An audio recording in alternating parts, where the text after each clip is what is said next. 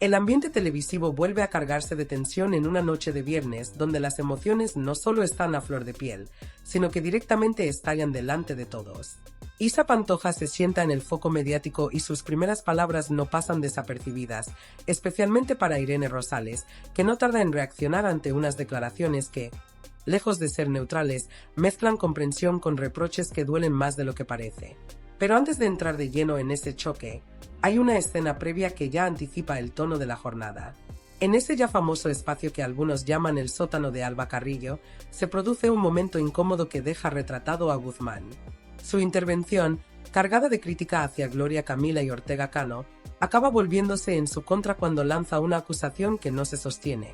Asegura que nunca ha existido una disculpa pública hacia la familia de Carlos Parra, víctima del trágico accidente que marcó la vida del torero. La afirmación genera un rechazo inmediato, no solo por la gravedad del asunto, sino porque existen declaraciones documentadas del propio Ortega Cano donde reconoce, de forma explícita, haber pedido perdón desde el primer momento. No se trata de una disculpa puntual, sino de un arrepentimiento constante, reiterado incluso durante su condena, donde admite haber reflexionado profundamente sobre lo ocurrido. Habla de fe, de conciencia y de una carga emocional que no ha desaparecido con el tiempo. El contraste entre esas palabras y la acusación de Guzmán deja una sensación clara. Hay quienes hablan sin medir las consecuencias. Y ahí surge una crítica más amplia, casi inevitable. Esa tendencia de algunos a colgarse la etiqueta de periodista como si fuera un escudo de autoridad, cuando en realidad terminan cometiendo errores básicos que desacreditan su discurso. No es un caso aislado, y vuelve a abrir el debate sobre la calidad y la responsabilidad en los medios. Con ese telón de fondo, la atención se desplaza hacia lo que realmente está marcando la noche: el enfrentamiento indirecto entre Isa Pantoja e Irene Rosales. En el programa le muestran a Irene un adelanto de las declaraciones de Isa, un fragmento cuidadosamente seleccionado que funciona como gancho, pero que ya deja ver por dónde van los tiros. Isa construye un discurso ambiguo, donde combina empatía con reproche. Por un lado, reconoce que Irene ha tenido que soportar situaciones difíciles, lo cual podría interpretarse como un gesto de comprensión. Pero inmediatamente después introduce una crítica que pesa más. Afirma que en determinados momentos no sintió su apoyo. Esa sensación de abandono es la que articula gran parte de su relato. Además, desliza una idea que resulta especialmente delicada. La aparente reconciliación familiar coincide justo con la salida de Irene de la vida de Kiko Rivera. La insinuación es clara, aunque no se formule de forma directa. Se plantea la posibilidad de que la ausencia de Irene haya facilitado ese acercamiento, como si su presencia hubiera sido, en cierto modo, un obstáculo.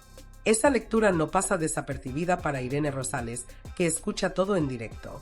Su reacción no es explosiva ni llena de gritos, pero sí profundamente firme. Mantiene su estilo habitual, no entra en insultos ni en ataques frontales, pero responde con una claridad que deja poco margen a la interpretación. Empieza reconociendo errores. No intenta construir una imagen perfecta de sí misma.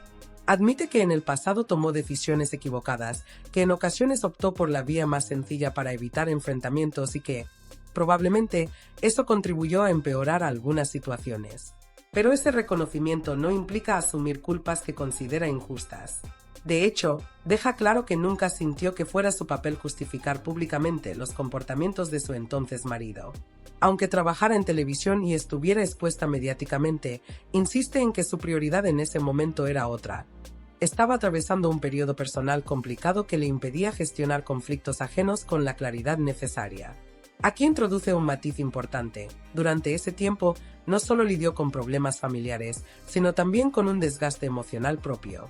A pesar de ello, terminó siendo señalada como responsable del distanciamiento entre Kiko e Isa, una carga que rechaza de forma rotunda. Cuando analiza la relación entre los hermanos, Irene no niega que le afectó profundamente. Reconoce que sufrió al ver esa ruptura, que la vivió con intensidad.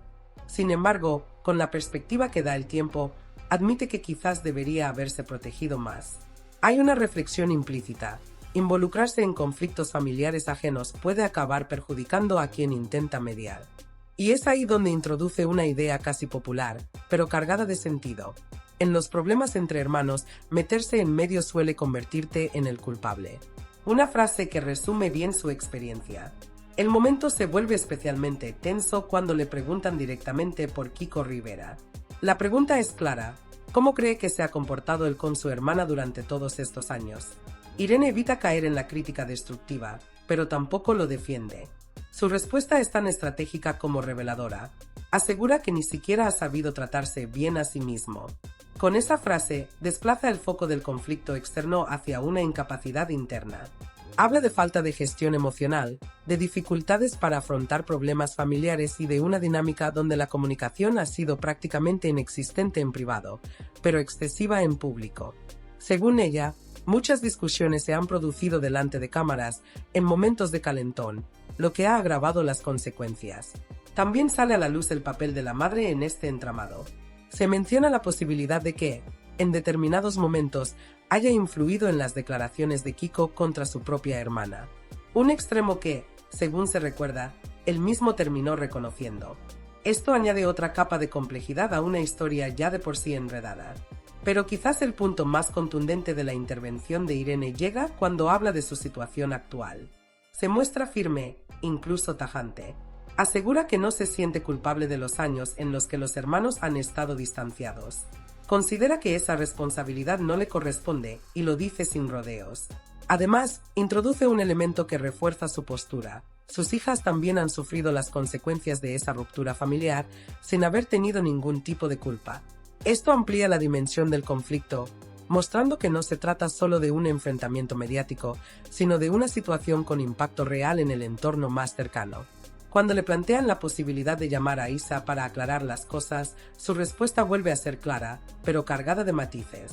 No descarta que pueda hacerlo, pero reconoce que no le nace. Y no es por rencor ni por falta de afecto. De hecho, insiste en que entiende perfectamente lo que Isa está sintiendo. El problema, según explica, es el contexto.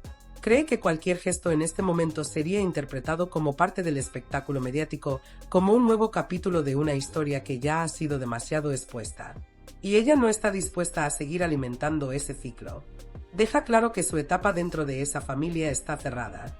No quiere reabrir heridas ni volver a entrar en dinámicas que considera superadas. Está en el programa por decisión propia, sabe por qué está ahí y qué quiere contar, pero marca un límite muy claro. No va a formar parte de más conflictos públicos. Aún así, hay un momento de autocrítica que no pasa desapercibido. Irene reconoce que, con el paso del tiempo y después de haber vivido situaciones personales complicadas, ha logrado comprender mejor la postura de Isa. Incluso admite que en el pasado pudo ser egoísta al centrarse únicamente en sus propios problemas, sin prestar suficiente atención a los de los demás. Pero esa comprensión no cambia su decisión actual. Considera que intervenir ahora no aportaría nada positivo, sino todo lo contrario. Reavivaría un conflicto que, al menos por su parte, da por terminado. El resultado es un escenario cargado de tensión contenida, donde nadie grita demasiado, pero todo pesa. Las posiciones están definidas, las heridas siguen presentes y la sensación general es que esto no ha terminado. La incógnita queda abierta. ¿Será esta noche el inicio de una reconciliación real o simplemente un nuevo episodio en una historia que parece no tener final?